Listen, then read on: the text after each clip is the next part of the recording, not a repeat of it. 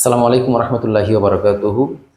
Dear students, আজকে আমরা বিগত এসএসসি পরীক্ষায় আসা একটি সাফিক্স প্রিফিক্সের উপরে একটি প্রশ্ন আমরা সলভ করতে যাব। তো আমরা এই সাফিক্স প্রিফিক্সকে আসলে কিভাবে সলভ করতে হয়, আমরা অনেকেই আনসার মুখস্থ করি, কিন্তু আসলে আনসার মুখস্থ করে আদৌ কি সাফিক্স প্রিফিক্সকে শেখা উচিত, আমরা সেটা আজকে দেখব।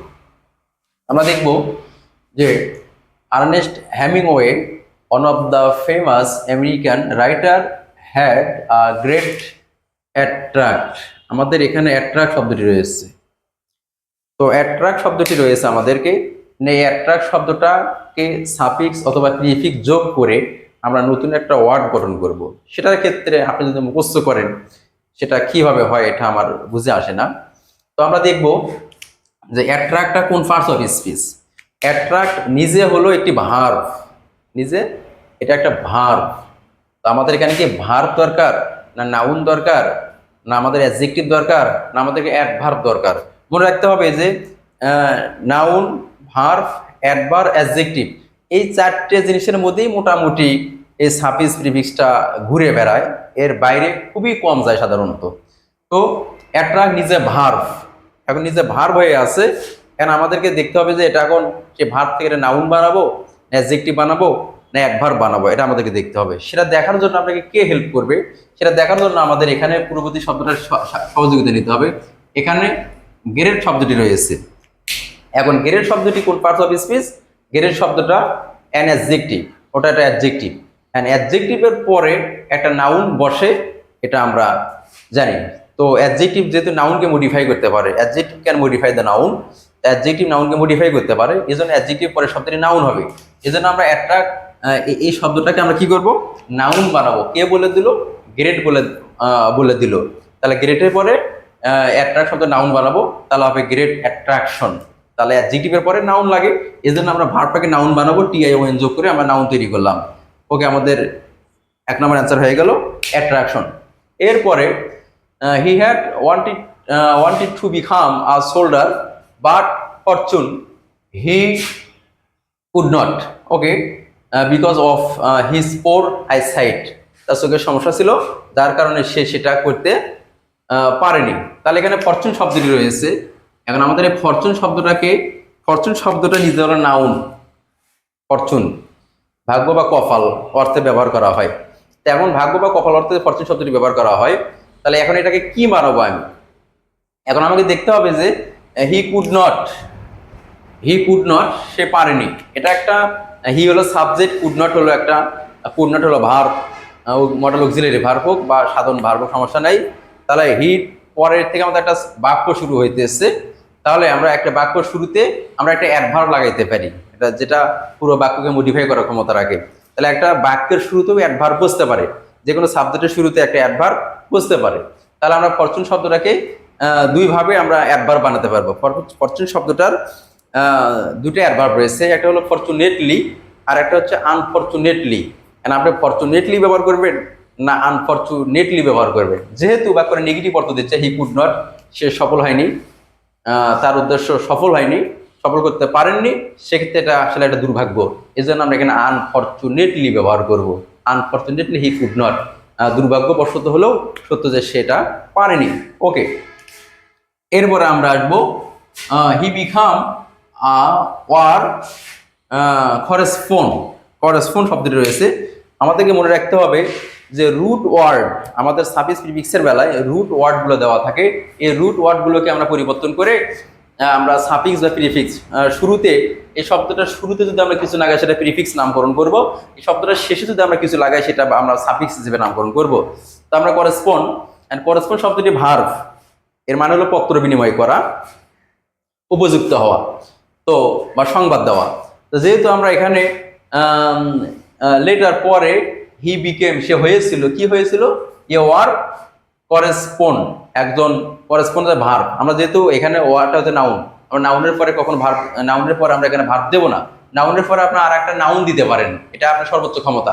নাউনের পরে আপনি সর্বোচ্চ আর একটা নাউন দিতে পারেন, অন্য কোনো কিছু আপনি দিতে পারেন না। তাহলে ওয়ারের পরে আমরা একটা নাউন দেবো,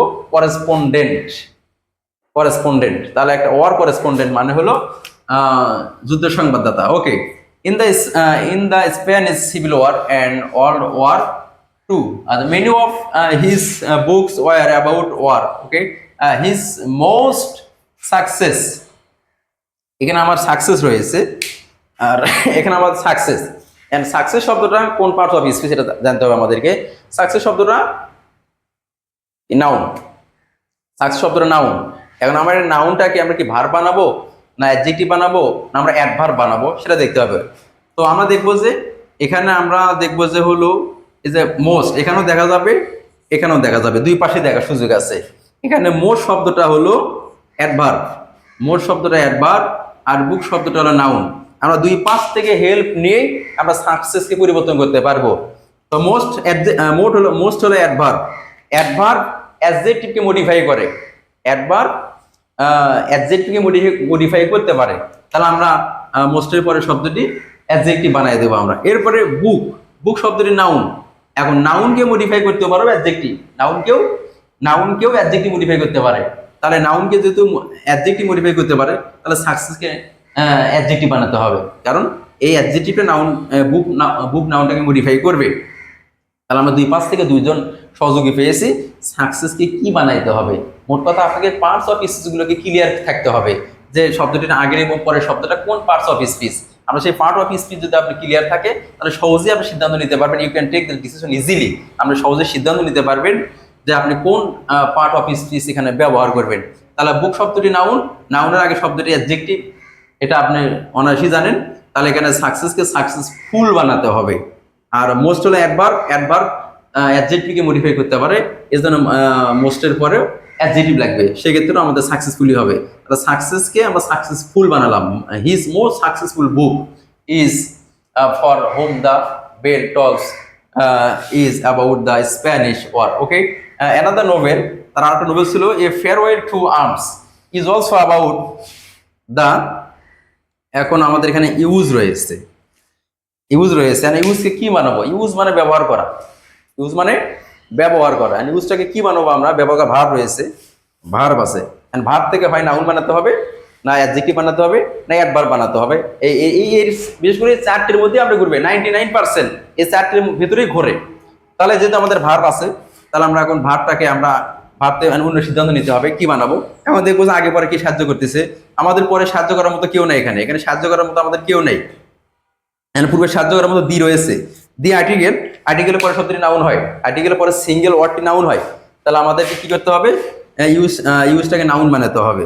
তাহলে ইউজটা নাউন হলো এখানে ইউজফুলনেস, ইউজটা নাউন হলো ইউজফুলনেস আর ইউজলেসনেস, এই দুটো নাউন আমাদের রয়েছে। ইউজফুলনেস একটা রয়েছে, ইউজলেসনেস একটা রয়েছে। তাহলে আমরা কোনটা ব্যবহার করব, এখানে যুদ্ধের ওনার সে নোবেলটা ছিল যুদ্ধের অপকারিতা সম্পর্কে, এই জন্য ইউজলেসনেস হবে এটা আমাদের, ইউজফুলনেস আমরা দেবো না। আমরা যুদ্ধের সাধারণত যুদ্ধের আসলে উপকারিতা থাকে না, যুদ্ধের সাধারণত ক্ষতির দিকটা বেশি থাকে, এই জন্য ইউজলেসনেস এখানে ব্যবহার করা হয়েছে, ফুলনেস ব্যবহার করা হয়নি, uselessness. Okay, this book is also gain mass popular, এখানে আমাদের পপুলার রয়েছে।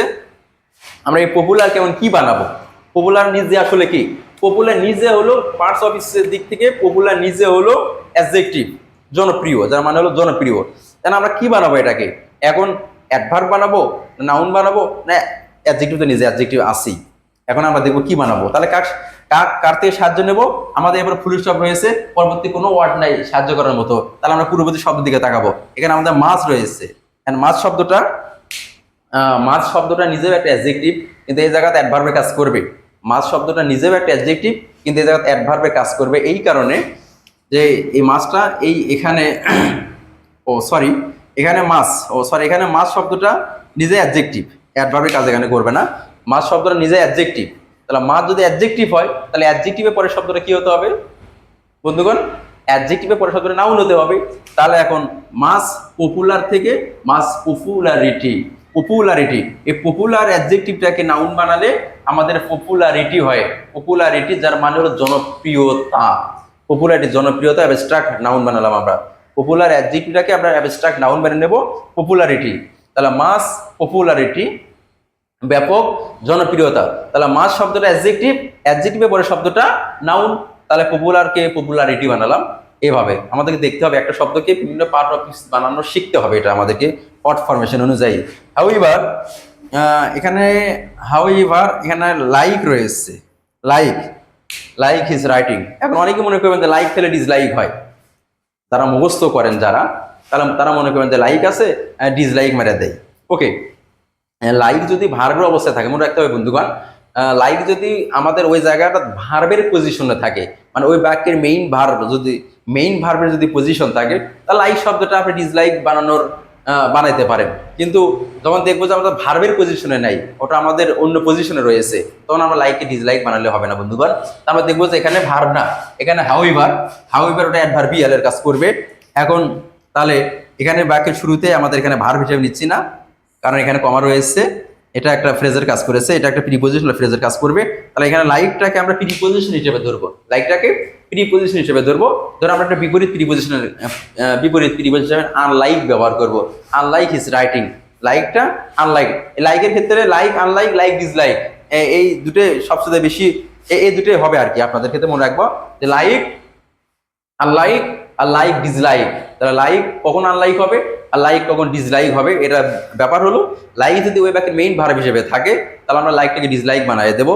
আর লাইক যদি মেইন ভার্ব না, প্রিপোজিশন হিসেবে কাজ করে, তাহলে আমরা লাইকটাকে আনলাইক বানিয়ে দেবো। ওকে, এবারে this book is also, sorry,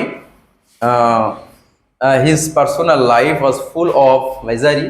One of the reasons was his physical sick. এরপর আমরা যাচ্ছি না ফর প্রিপোজিশনের পিছনে কোনো কাজ নাই, প্রিপোজিশনের কাজ সামনের দিকে, তাহলে এদিকে চলে গেল।